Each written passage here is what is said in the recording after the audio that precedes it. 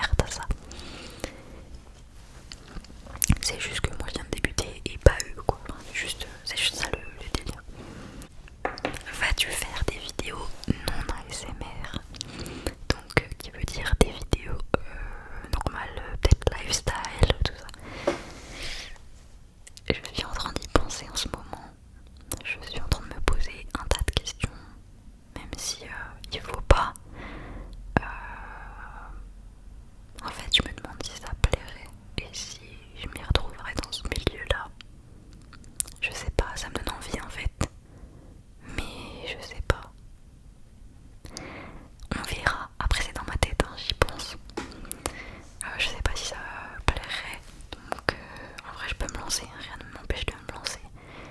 Mais voilà, et on m'a aussi demandé si je comptais faire des vidéos gaming, ASMR gaming. Bah, en vrai, moi je suis chaude de ouf, sauf que je sais pas comment y prendre. Clairement, moi déjà je monte avec mon téléphone, genre j'ai clairement pas un truc de ouf. J'ai des moyens limités niveau montage. Et j'ai même pas un vrai ordinateur de montage, ça va un vrai ordi quoi. Moi j'ai mon petit ordi là-bas, je sais pas où il est. Mon petit ordi de bureau quoi, genre mon ordi de la fac, c'est tout. Et mais je serais archi chaude pour faire ça. De ouf même. Mais le truc c'est que je m'y connais pas, faut que je m'y penche. Carrément je pourrais vous faire des trucs sur les Sims, je pourrais faire des trucs sur... moi je vous fais des trucs sur Red Dead, hein, je m'en fous. Je vous fais des trucs sur Minecraft, je vous fais des trucs sur...